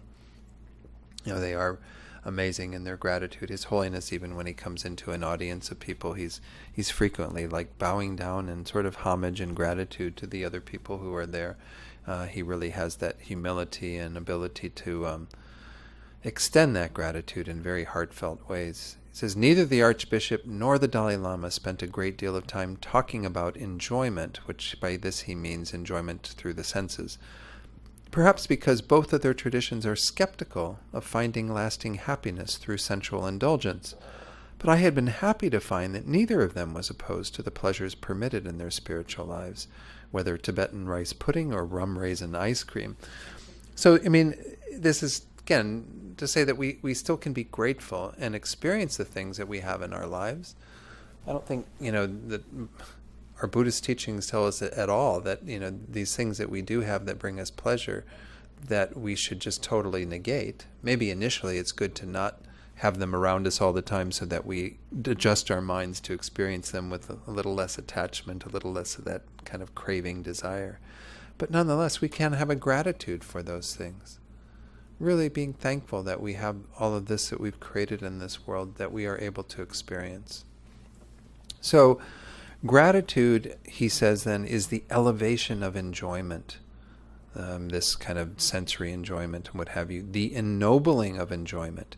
Gratitude is one of the key dimensions that Ekman, remember yesterday I had that list from Paul Ekman, that he lists in his definition of joy, that there was a facet of joy that is around gratitude in his, Paul Ekman's perspective of this emotion. He said the example was the appreciation of a selfless act of which one is the beneficiary, but we can have gratitude for so many things. The next slide says, gratitude is the recognition of all that holds us in the web of life and all that has made it possible to have the life that we have and the moment that we are experiencing. Thanksgiving is a natural response to life and may be the only way to savor it. So then he goes on to say both Christian and Buddhist traditions, perhaps all spiritual traditions, recognize the importance of gratefulness. It allows us to shift our perspective, as the Dalai Lama and the Archbishop counseled, toward all we have been given and all that we have. It moves us away from the narrow-minded focus on fault and lack and to the wider perspective of benefit and abundance. So we talked about gratitude the other night. I'm not going to belabor gratitude, but I think it is an important feature and facet of our joy, that when we have a spirit of gratitude, an attitude of gratitude, we can be much more joyful, much more appreciative of the things in life. There's a woman who's written a number of books on codependency and recovery and things. I don't know all of her history. Melody Beatty is her name.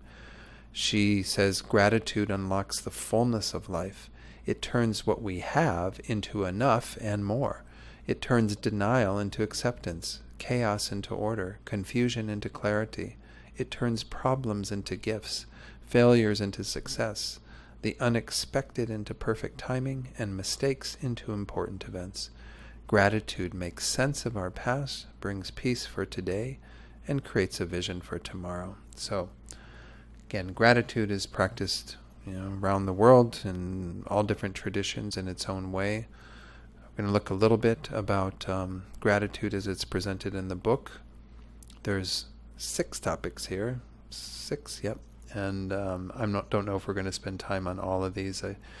I do want to touch on a few of these. Gratitude for the opportunity life affords us. Gratitude for even life's difficulties. We talked about this a little bit yesterday in terms of our acceptance of difficulties, suffering, but even to be grateful eventually for these. And we talked about that certainly the other night on the talking about gratitude. Gratitude for one's enemies. Gratitude and forgiveness. We just talked about forgiveness, but there is kind of a way to combine these two. And then how gratitude connects us. And then finally, gratitude and overcoming negative bias, which I'll explain when we get to that. So one of the people that is mentioned here is somebody who I mentioned the other night, right? Brother David Stundal-Rast, who's a Catholic Benedictine monk and scholar, spent a great deal of time in Christian-Buddhist interfaith dialogue, and he explains it's not happiness that makes us grateful. It's gratefulness that makes us happy, you know. So not to think that you have to wait for things to be in your life that create happiness for you to be grateful. It's be grateful, and that is the source of your happiness, the source of your joy, your well-being. And this is Brother David continuing. He says, every moment is a gift. There is no certainty that you will have another moment with all the opportunity it contains. The gift within every gift is the opportunity it offers us. Most often it is the opportunity to enjoy it. But sometimes a difficult gift is given to us, and that can be an opportunity to rise to the challenge. So this is an understanding that if we have a real spirit of gratitude, that we're grateful for every moment and whatever it affords us. As Brother David says, every moment is unlike every other. The Dalai Lama's ability to be grateful for the opportunities that exist even in exile was a profound shift in perspective, allowing him not only to accept the reality of his circumstances, but also to see the opportunity in every experience. So it's interesting, then we touched on acceptance yesterday. He kind of contrasts these two. He says acceptance means not fighting reality, not denying reality, saying, okay, this is what's happening. We are dealing with these particular situations in our world, in our own individual world or the larger, environment. Gratitude means embracing reality. It means moving from counting your burdens to counting your blessings, as the Archbishop had recommended, both as an antidote to envy and a recipe for appreciating our own lives. So this idea of gratitude, it's really embracing reality, embracing whatever is going on with us and saying, oh, this is a gift. This moment of a traffic jam is a gift. This moment of, whatever's going on is a gift. Well, sometimes we have to dig a little deeper to find what that gift is, but it is a gift. Every moment of this life is a gift. This is what Rinpoche, Lama Zopa Rinpoche, our spiritual director, is constantly emphasizing, is that we have the opportunity in every moment to do some amazing things with this life. And we shouldn't waste a moment of this life then. But it begins with that gratitude. Whatever life gives to you, Brother David says, you can respond with joy. Joy is the happiness that does not depend on what happens. It is the grateful response to the opportunity that life offers you at this moment. So this is, a spirit of living that we're really talking about here with gratefulness or gratitude. As I mentioned, Brother David refers to it as gratefulness. He doesn't use the word gratitude so much. He likes it, maybe because of the fullness of that, we're grateful, kind of that pervades our whole being. It's a different word than gratitude, but it's very much the same spirit. So that's kind of talking about this idea that gratitude begins with understanding every moment as an opportunity, every moment as something very precious. And when we get to our deathbed, then we will feel very full of life, feel like we have done what we needed to do because we didn't, just skirt by and mindlessly, do everything. We were actually quite attentive to every moment in our best way. So now we're moving on to the gratitude for the difficult stuff, for life's difficulties. So the Dalai Lama said, even suffering helps you to develop empathy and compassion for others. Exile really has brought me closer to reality. When you're in a difficult situation, there's no room for pretense. In adversity or tragedy, you must confront reality as it is. So then he went on to talk about his experience. He says, when you are a refugee, when you have lost your land, you cannot pretend or hide behind your role. When you are confronted with the reality of suffering, all of life is laid bare. Even a king, when he is suffering, cannot pretend to be something special. He's just one human being suffering, like all other people. So you can see once more a lot of these other themes we've talked about, humility playing a role here too, that it's out of this space of experiencing our sufferings that we are able to be more humble, to recognize our shared humanity, and then on the top of that to extend the gratitude, to be able to be grateful for what that suffering experience can do for us. And this is something we talked about yesterday in acceptance, because the first step is to accept, okay, this is on my plate. This is something I can't deny. This is what I have to look at and acknowledge. But then to embrace it fully, to say this is an amazing opportunity for practice. So the Archbishop had described earlier in the week how Nelson Mandela had been transformed while he was in prison. Mandela and his fellow political prisoners had used their time to develop their mind and their character, so that they would someday be ready to rule the country. They had seen it as an informal university. That this was their time to develop those qualities they would need upon being released, rather than to develop all the hatred and animosity and whatever. I mean, again, that's some of the spirit we talked about earlier. But to have that gratitude even then, to say, oh, this is my time. And I've been touched by prisoners I work with who've been able to do that, who say, okay, I'm here in prison. I have to find a way to frame that in a positive light. To say this is, as Venerable Rabina shared the story of a woman who was falsely imprisoned for a number of years, who was interviewed, and she said a similar thing, essentially said that she came to the conclusion that she could not continue to look at this as a prison, but as a retreat. Like this was not her cell, but it was a meditation cave. That if she didn't do that mental transformation, having some gratitude for what she was being afforded, she would have gone crazy, especially with being falsely accused, knowing that she did not do the crime, that she's having to serve time, and that there was a whole process. It didn't mean she gave up on her process of trying to have the charges reversed, all through the appeals and what have you. But she made the decision that while she is there, she's going to use it with gratitude, that this is an opportunity that's being given to her. So again, pretty powerful stories. And I haven't read all of Anthony Ray Hinton's biography. It's called The Sun Does Shine. But his story is pretty amazing too. We'll get to that shortly. On gratitude for one's enemies. This is the more specific way that we look at difficulties we're experiencing, because we're talking about the people who are potentially doing those difficult things to us, those causing us suffering. In Buddhism, one can be grateful even for one's enemies, our most precious spiritual teachers, as they are often called, because they help us develop our spiritual practice and to cultivate equanimity, even in the face of adversity.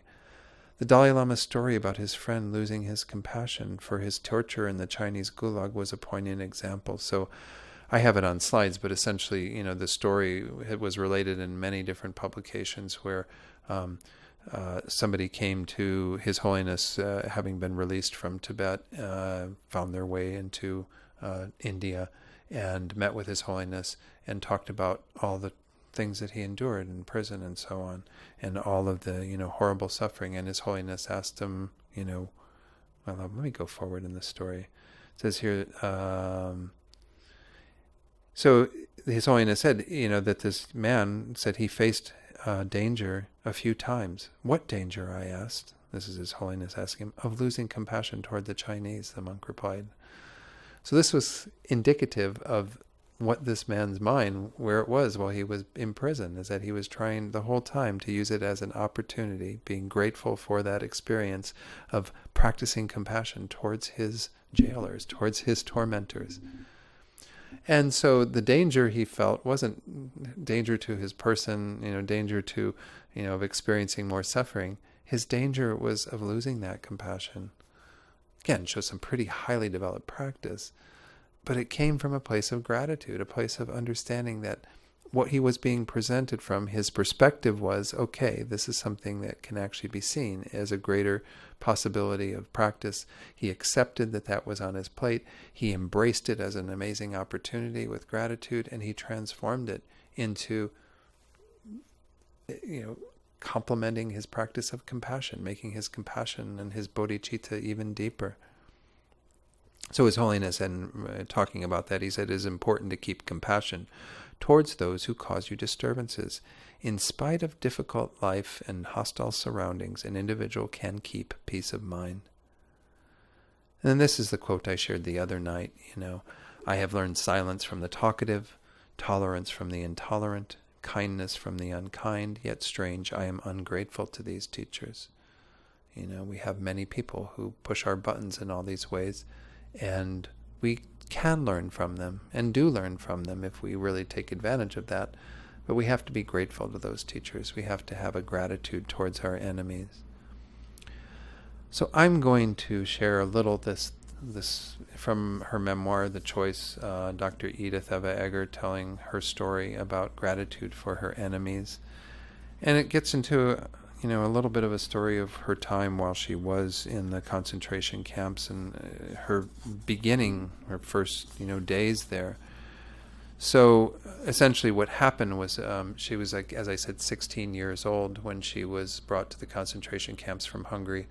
And she had been a ballet dancer, and she lived in a very cultured family. Her one sister was a violinist and all this, and so she was used to being around, classical music and things, and dancing ballet. And she was brought into Dr. Mengele, who was known as the Angel of Death, right? One of these really pretty heavy-duty people in the Nazi regime. And he hears that she's a ballet dancer, and so he asks her to dance for him. And she says, as I dance, I discover a piece of wisdom that I have never forgotten. I will never know what miracle of grace allows me this insight. It will save my life many times, even after the horror is over. I can see that Dr. Mengele, the seasoned killer who just this morning murdered my mother, is more pitiful than me. I am free in my mind, which he can never be. He will always have to live with what he's done. He is more a prisoner than I am.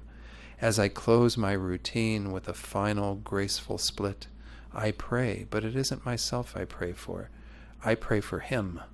I pray for his sake, that he won't have the need to kill me. He must be impressed by my performance, because he tosses me a loaf of bread, a gesture, as it turns out, that will later save my life. As evening turns to night, I share the bread with Magda, her sister, and our bunkmates. I am grateful to have bread. I am grateful to be alive. And the story continues, because upon the very end of her journey, when she's been taken not just to Auschwitz but to other concentration camps, she's on this march, and this is what she says: this is the death march from Mauthausen to Gunskirchen. It is the shortest distance we have been forced to walk, but we are so weakened by then that only 100 out of the 2,000 of us will survive. Magda and I cling to each other, determined to stay together, to stay upright. Each hour, hundreds of girls fall into the ditches on either side of the road, too weak or too ill to keep moving. They're killed on the spot. We are like the head of a dandelion gone to seed and blown by the wind, only a few white tufts remaining. Hunger is my only name. Every part of me is in pain. Every part of me is numb. I can't walk another step. I ache so badly I can't feel myself move. I am just a circuitry of pain, a signal that feeds back on itself. I don't know that I have stumbled until I feel the arms of Magda and the other girls lifting me. They have laced their fingers together to form a human chair. You shared your bread. Sorry, I'm going to get emotional here. You shared your bread, one of them says. The words don't mean anything to me. When have I ever tasted bread? But then a memory rises up. Our first night at Auschwitz. Mengele ordering the music, and Mengele ordering me to dance. This body danced.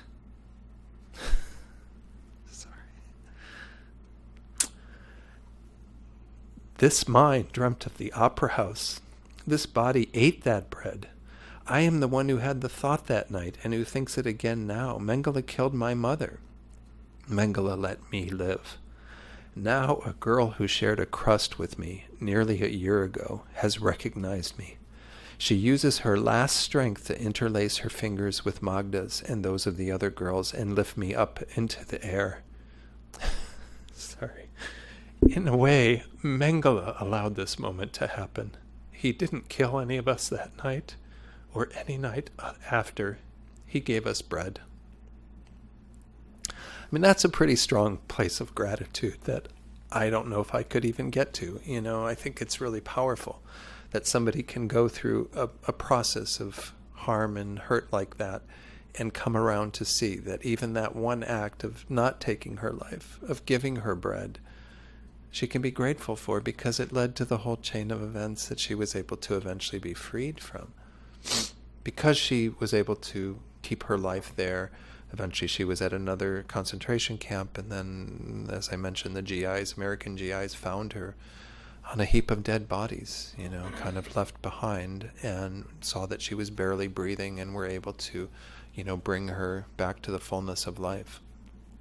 So, you know, may we all be able to get to some place of gratitude to recognize that we sometimes are blind to the ways that things are working. This is a bit of what we talked about yesterday in terms of the long-term versus short-term.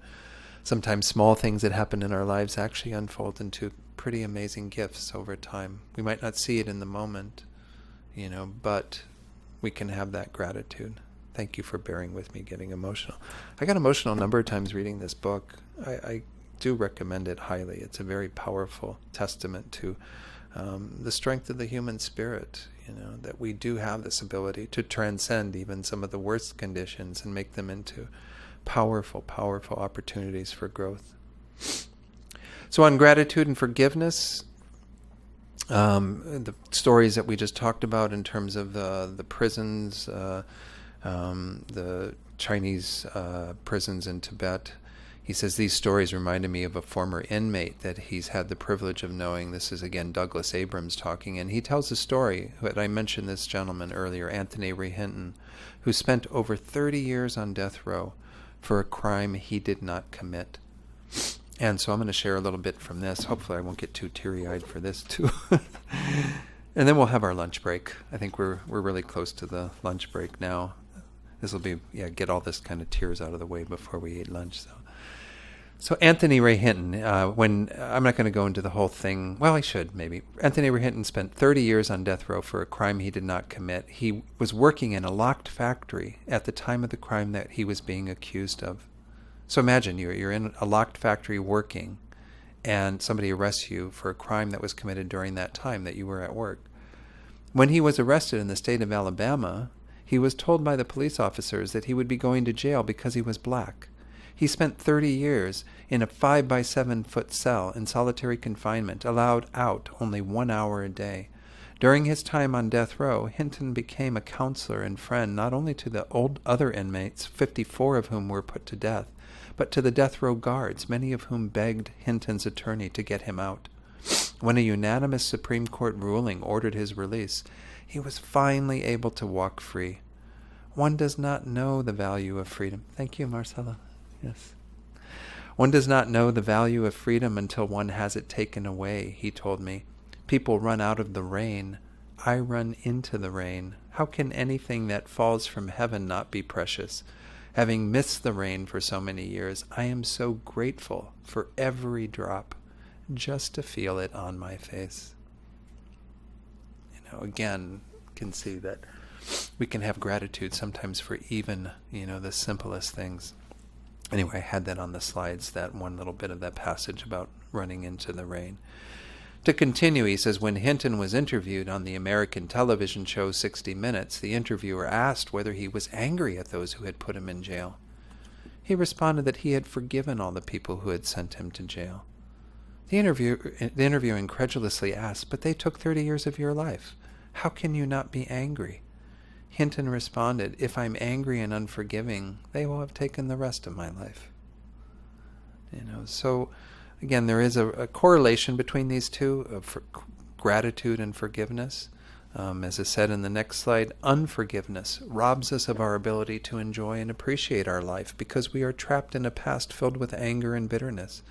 Forgiveness allows us to move beyond the past and appreciate the present, including the drops of rain falling on our face. So again, we can see that these two are related. Frequently, we do have to go through some level of forgiveness to perhaps get on the other side of having some gratitude. I can't speak to, the stories I've shared and the love process that all these beings have gone through to get to that place. But it's obvious that they do have a sense of gratitude for whatever kindness they were shown, whatever they experienced that was able to, help them to become the people that they are. So the last thing we'll talk about on gratitude we'll do after lunch. That's how gratitude connects us, and then we'll continue with the other two pillars. So let's just have a few thoughts of dedication before we do our lunch break. Well, first, are there any questions? It's only about 2 or 3 minutes after 12, so any questions or comments? Some powerful stuff sometimes, and looking at these topics, I'm always amazed at what comes up, and do appreciate, the stories that people have shared of their own, working with these concepts. But yeah, tough stuff. So let's just have a few thoughts of dedication, thinking that everything we've done over these last 2 hours, all the words we've said, words we've heard, all the thoughts that we've had during this time, all of these are seeds that we're planting on our minds, and we want them to have the best possible result. So we now dedicate for that result of complete enlightenment of ourselves and all sentient beings. We also dedicate, as usual, for the good health and long lives of all of our amazing teachers, His Holiness Dalai Lama, Archbishop Desmond Tutu, to whom we're indebted for these amazing teachings that I've been sharing, this exploration of how we develop this deep joy. And also for all the other spiritual teachers that we and others have in our lives. May they all have good health and long lives, and may we and others always be benefited by such beings. Okay, thank you all. Lunchtime.